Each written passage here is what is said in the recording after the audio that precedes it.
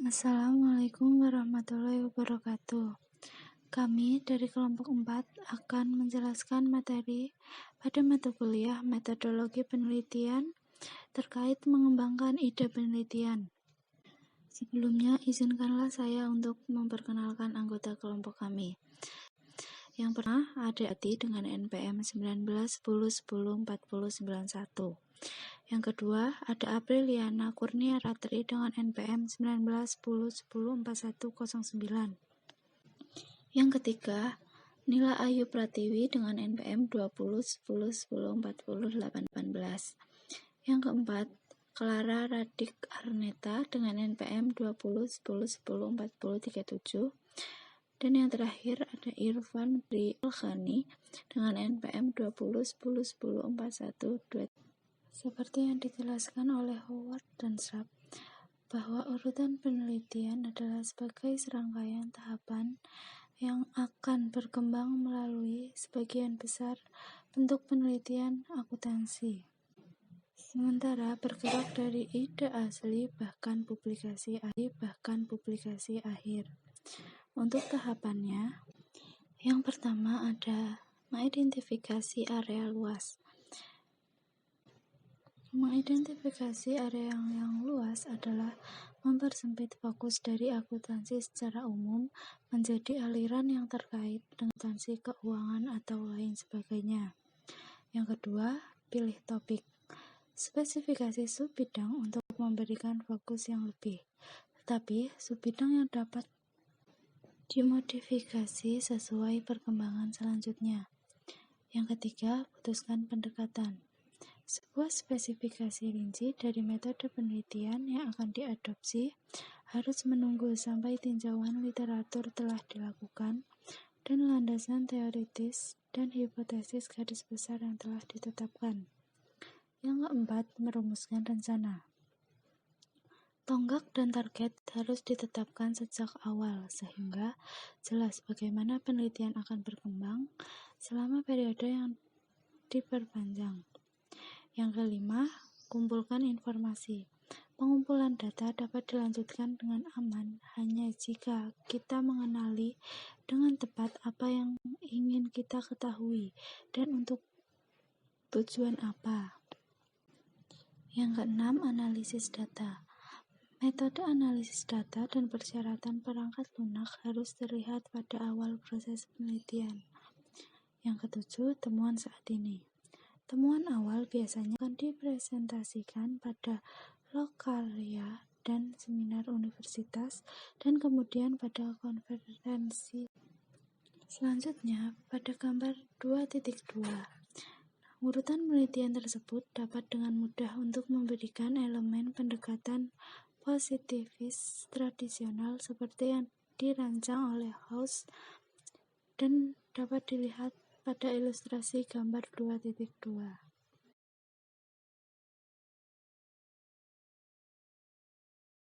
Selanjutnya mengenai munculnya topik penelitian. Topik harus membangkitkan antusiasme pada peneliti pada awal. Jika tidak, dia tidak mungkin bertahan selama periode studi yang berkepanjangan, di mana motivasi pasti akan berkurang. Sumber topik dapat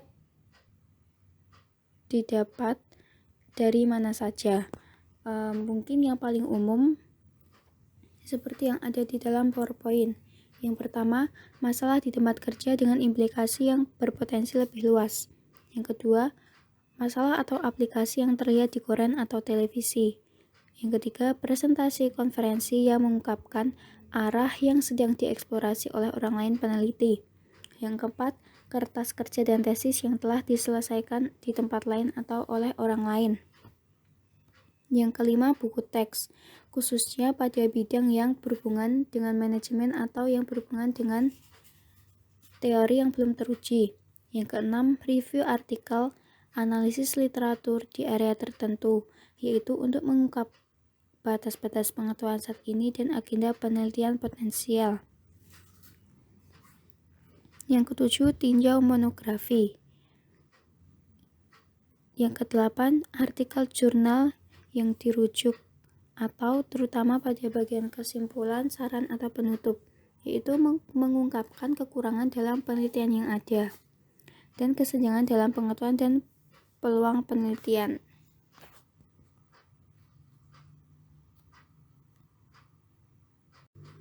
Ide-ide jarang muncul dari pemikiran orisinal.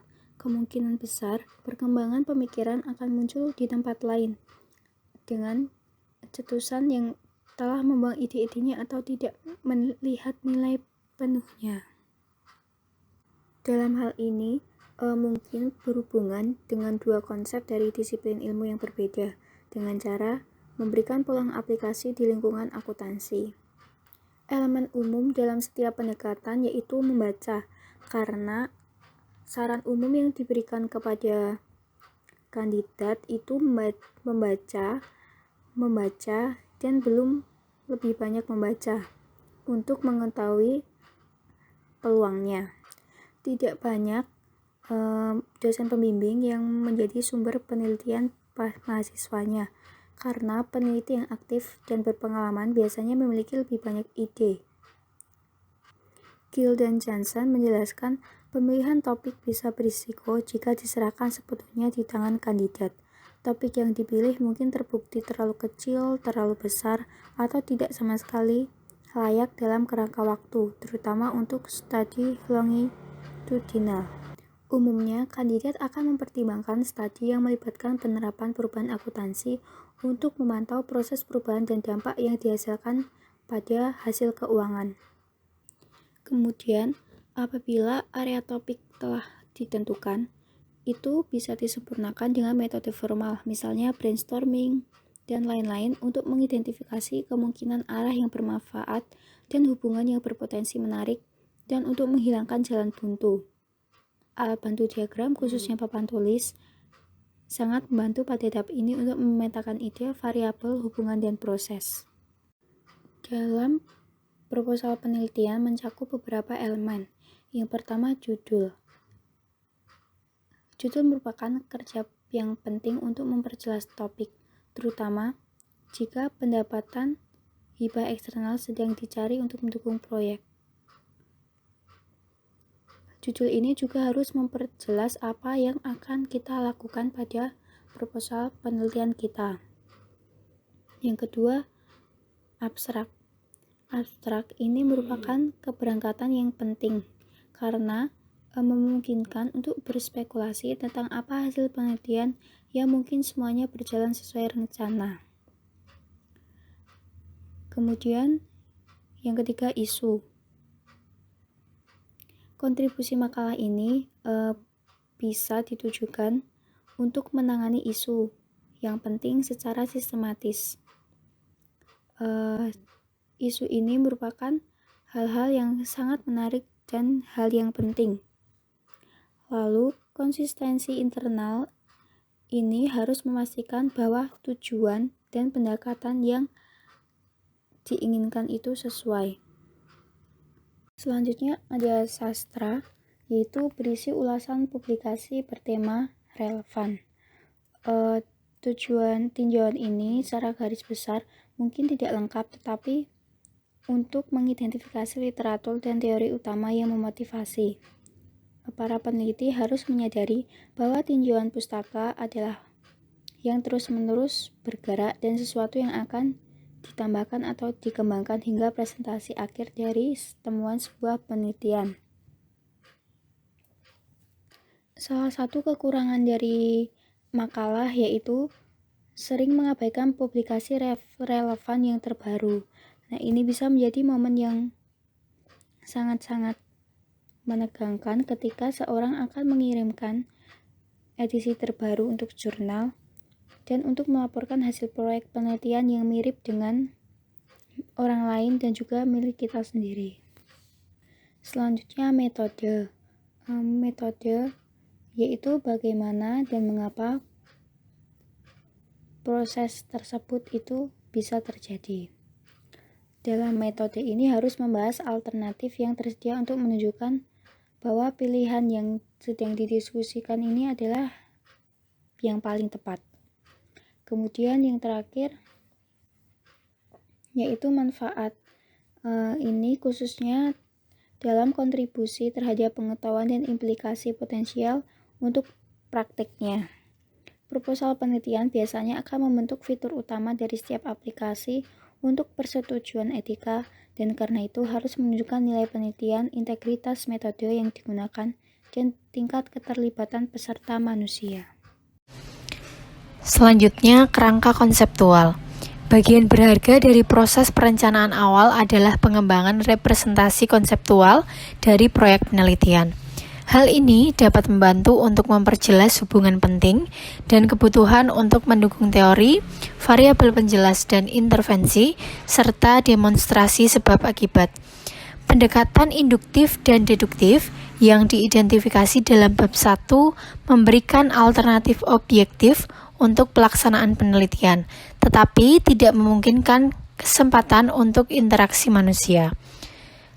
Pengertian pendekatan induktif sendiri merupakan teori baru yang dikembangkan atas dasar pengamatan segar, seperti yang paling umum terjadi dan dalam ilmu keras seperti astronomi. Sedangkan untuk pendekatan deduktif merupakan teori yang memberikan dasar untuk pengujian pengamatan empiris atau bentuk teori yang paling umum dari penelitian akuntansi positivis. Selanjutnya, di dalam kerangka konseptual, pendekatan deduktif cocok dalam lingkungan yang sangat terstruktur, yang melibatkan pengujian empiris model teoritis, sehingga keandalannya bergantung pada integritas metode kuantitatif dan statistik.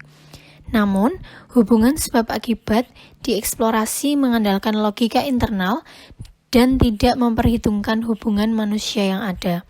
Sedangkan penerapan pendekatan induktif dalam lingkungan akuntansi memerlukan variasi model tradisional seperti pengakuan akan pentingnya proses internal dan hubungan manusia. Dengan pendekatan induktif memungkinkan adanya subjektivitas manusia tanpa mendistorsi temuan penelitian, meskipun mungkin kualitatif dan tidak dapat direplikasi, di mana hubungan manusia menjadi pusat pemahaman perilaku akuntansi, dan pendekatan ini mengeksploitasi lingkungan subjektif. Selanjutnya adalah skema konseptual dasar yang dapat dilihat pada gambar di atas 2.6, menyediakan alat yang ampuh untuk pemeriksaan hubungan sebab akibat dalam lingkungan positivis. Dengan menetapkan variabel-variabel utama yang menarik dan faktor-faktor lain yang berpotensi berpengaruh, kita dapat membentuk kesan yang lebih baik tentang luasnya masalah. Sebagai titik awal, kita perlu mengidentifikasi variabel dependen, satu atau lebih variabel hasil yang nilainya dapat dipengaruhi oleh sejumlah faktor penjelas atau independen. Dalam mencoba membangun hubungan sebab akibat untuk penyelidikan yang jauh lebih realistis, yaitu dengan cara memecah proses agar dapat fokus pada peristiwa selama periode waktu yang lebih terbatas. Selanjutnya, di dalam kerangka konseptual, terdapat beberapa contoh masalah serius dalam mendefinisikan dan mengukur variabel dependen dan independen, serta dalam mengendalikan variabel berpengaruh, yaitu diantaranya yang pertama adalah gambar. Gambar tidak dapat diukur secara langsung. Literatur akan membantu dalam mengidentifikasi variabel-variabel yang berkontribusi pada penciptaan konsep. Proses ini memungkinkan identifikasi variabel yang dapat diukur secara langsung dan digunakan sebagai proksi untuk gambar. Dan cara ini jauh dari pengaturan yang memuaskan, tetapi mungkin yang terbaik yang bisa kita lakukan jika penyelidikan hubungan ini dilanjutkan. Selanjutnya adalah pilihan keputusan. Akan dipengaruhi oleh banyak variabel dalam jangka waktu yang lama. Kita harus membatasi fokus kita pada variabel-variabel yang dikutip dalam literatur sebagai variabel yang berpotensi berpengaruh dan mencoba mengukur kepentingan relatifnya terhadap pengambilan keputusan Dalam konteks ini, mungkin melalui survei, percontohan atau wawancara setelah kejadian. Penggunaan prosedur pencocokan akan membantu memberikan kontrol atas pengaruh variabel asing.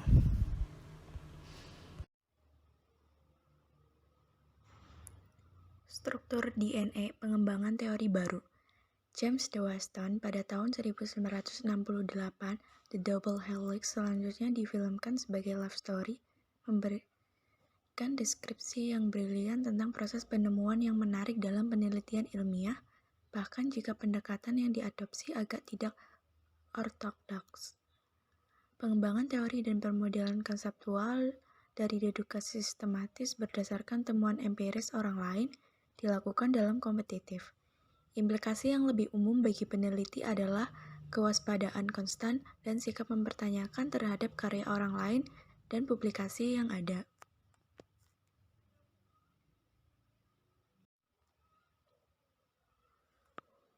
Masalah Bradman, pengembangan strategi baru.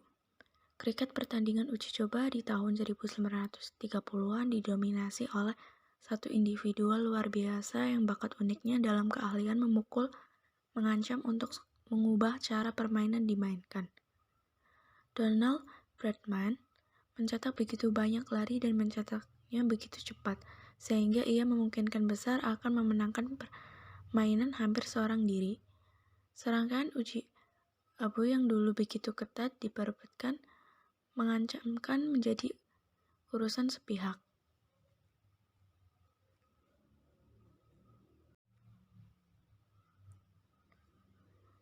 The Bradman Problem dirinci oleh Lawrence LaQuincy dalam bukunya The Bodyland Controversy pada tahun 1983 dan menyajikan pertanyaan penelitian yang menarik, menyelidiki sejumlah alternatif yang mungkin memberikan solusi yang berhasil, yaitu caranya yang pertama mengubah kondisi bermain, dan yang kedua mengubah aturan main, 3 mengganti bowling, keempat mengubah penempatan bidang, dan yang kelima memperkenalkan serangkaian bodyline. Implikasi yang lebih umum untuk penelitian adalah bahwa mungkin ada keadaan hukum, moral, etika, atau profesional yang mencegah baik pelaksanaan penelitian atau pelaksanaan rekomendasi dari temuan penelitian. Masalah bujur. Pengukuran bujur di laut memerlukan pengukuran yang akurat baik waktu di lokasi saat ini maupun di meridian Greenwich atau titik dasar serupa lainnya. Perbedaan waktu memungkinkan penghitungan pemisahan geografis karena revolusi 24 jam bumi merupakan 15 derajat bujur, di mana 1 derajat bujur setara dengan 68 mil di Khatulistiwa. Konsekuensi dari tidak dapat mengukur garis bujur sangat serius dan telah dirinci oleh Dava Sobel dalam bukunya Longitude tahun 1995. Bangkai kapal dan kapal yang hilang adalah hal biasa, dan pembajakan difasilitasi oleh kebutuhan kapal untuk melacak garis lintang yang sama di rute perdagangan untuk mempertahankan posisinya. 1. Metode yang ada. Ini sebagian besar terbatas pada pendekatan perhitungan mati dan metode kompas. Perhitungan mati membutuhkan perkiraan kecepatan kapal yang harus dibuat bersamaan dan perhitungan pengaruh kecepatan dan arus angin. Keberhasilannya bergantung pada keahlian belayar yang baik, peta yang andal, dan keberuntungan. Namun jarum kompas terkenal tidak dapat diandalkan. Dengan banyak variasi untuk kompas yang sama pada perjalanan yang berurutan, ini ditambah dengan variasi magnetisme percobaan teres, yaitu membuat pembacaan sangat bergantung pada laut yang tertentu dilalui. Yang kedua yaitu data gerhana. Data eclipse dianggap berpotensi sangat berguna. Gerhana sonar dan bulan memberikan peluang jika diketahui kapan mereka diharapkan diamati di lokasi lain. Tetapi kejadian seperti itu terlalu jarang untuk memberikan bantuan navigasi yang realistis. Galileo telah menetapkan bahwa gerhana bulan Jupiter sangat umum dan dapat diprediksi, menjadikannya sarana yang akurat untuk menentukan garis bujur di lokasi berbasis darat tertentu. Namun, pergerakan di atas kapal membuat ini menjadi strategi navigasi yang mustahil, bahkan saat langit malam cerah. Dan yang ketiga, metode jarak bulan. Metode jarak bulan oleh karena itu terbukti menjadi sarana yang mungkin secara teoritis untuk menghitung garis bujur secara akurat. dibuat lebih praktis dengan penemuan kuadran kemudian sextant pada tahun 1731 untuk mengukur ketinggian dan jarak antara bulan dan matahari pada siang hari dan bulan dan bintang di malam hari.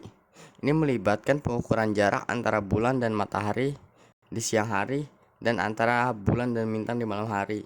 Metode seperti itu membutuhkan data rinci tentang jejak bulan dan posisi masing-masing bintang, sehingga hilangnya bintang tertentu di belakang bulan dapat diprediksi. Ruang lingkup ketiga contoh ini sangat berbeda, masing-masing berkaitan dengan pengembangan teori baru, pengembangan solusi yang bisa diterapkan, dan implementasi solusi yang bisa diterapkan.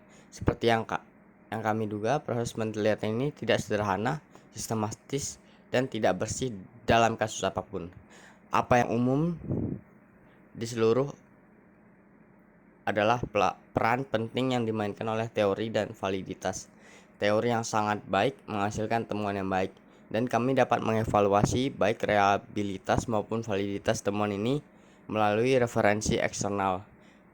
Bab ini meneliti teori secara lebih rinci dan memperluas pertimbangan reliabilitas dan validitas sebagai karakteristik yang diinginkan dari penelitian akuntansi. Akuntansi manajemen strategis. Dalam lingkungan akuntansi, kita dapat mengamati identifikasi, definisi, dan solusi untuk masalah bisnis praktis. Solusi yang memerlukan spesifikasi hati-hati dari pertanyaan penelitian, pengembangan hipotesis, dan strategi implementasi alternatif. Dari John Harvey Jones tahun 1992 dan Mosey tahun 1990, pemecah masalah terkenal dari serial televisi Eponymous merinci pendekatannya terhadap penyelidikan masalah praktis dalam situasi bisnis nyata. Aktivitasnya mungkin dianggap sesuai. Seperti yang bisa kita lihat pada slide 20 ini terdapat gambar 2.8.9. Ini merupakan pada gambar 2.8 merupakan gambaran pendekatan Harvey Jones untuk pemecahan sebuah masalah, dan yang pada gambar 2.9 yaitu merupakan proses umum peningkatan. Harvey Jones tampaknya mengembangkan model sistematis selama seri pertama untuk aplikasi di seri kedua, dalam pemecah masalah 2. Inti dari model ini adalah spesifikasi pertanyaan penelitian mendasar yang didasarkan pada analisis laporan keuangan yang dipublikasikan dan pengamatan empiris terhadap situs tersebut. Menariknya, spesifikasi pertanyaan penelitian ini jarang bertepatan dengan spesifikasi CEO organisasi yang bersangkutan. Pengamatan lebih lanjut dan pembandingan terhadap kinerja organisasi lain memungkinkan pengembangan hipotesis dan pendekatan alternatif yang dapat menghasilkan hasil yang diinginkan. Pelaporan rekomendasi sering menyebabkan konflik dan manajemen senior organisasi yang berpartisipasi, terutama di episode sebelumnya, di mana pentingnya budaya organisasi untuk solusi yang dapat diterima tampaknya telah diremehkan atau diabaikan. Tahapan analisis yang digambarkan pada gambar 2.8 menghasilkan kerangka kerja yang lebih umum untuk solusi bisnis dan peluang peningkatan pada gambar 2.9. Jelas bahwa di sini kita memiliki pendekatan sistematis, hampir strategis yang relatif sedikit bergantung pada teori. Urutan penelitian positif yang diterima menawarkan kesamaan besar, kecuali bahwa tahap persiapan yang jauh lebih luas sedang diambil, atau yang jarang dibatasi pada pertimbangan satu kasus. Spesifikasi elemen individu dari urutan penelitian di sini memberikan dasar untuk diskusi rinci mereka pada bab 3 ini, dan fokus pada teori dan literatur yang cukup untuk dapat membangun hipotesis yang dapat diuji.